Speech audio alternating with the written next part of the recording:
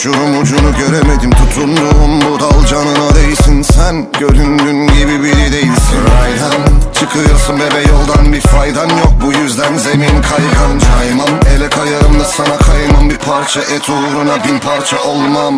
Rakı şişesi benimle kafa buluyor. Ben içimi dökemedim, o beni bana buluyor. İçince benim kafam öyle güzel oluyor ki bu anason benim damarımı dile vuruyor. Sevda bir dalın elması gibi, bu devirde daldan dala elma bul hadi bir kere daha. Mevla heba olan kaç meyve muhtaç kula, kaç dal gibi. Leyla aradı yine bir Mecnun, çölle su bitti Leyla bir meftun. Leyla yine hangi düşemeze alıyor Leyla, yine kafan mı Leyla? Leyla aradı yine bir Mecnun, çölle su bitti Leyla bir meftun. Leyla yine hangi düşemeze oluyor Leyla, yine kafan mı Leyla? Küstüm benim bu garezimde sana, seni bana yasak eden avuç içinde külümü ara. Faturaların hatıralarımı bitiriyor, bu dişinin diş izi size dizi gibi geliyor. Sen prenses ben prenstim, senin için kaç gül göt ettim. Kaza bir yana baya düştüm ki belalara dur diyor. Dahadan kemik ona eti bana. Derime tenime ne dilime ne ölüme, su dökemez ne mezarıma ne de elime. Geleceksin sözüme ve de düşeceksin önüme. Diz çöktüreceğim ben itin birine. Mevsimler resmini kanattı,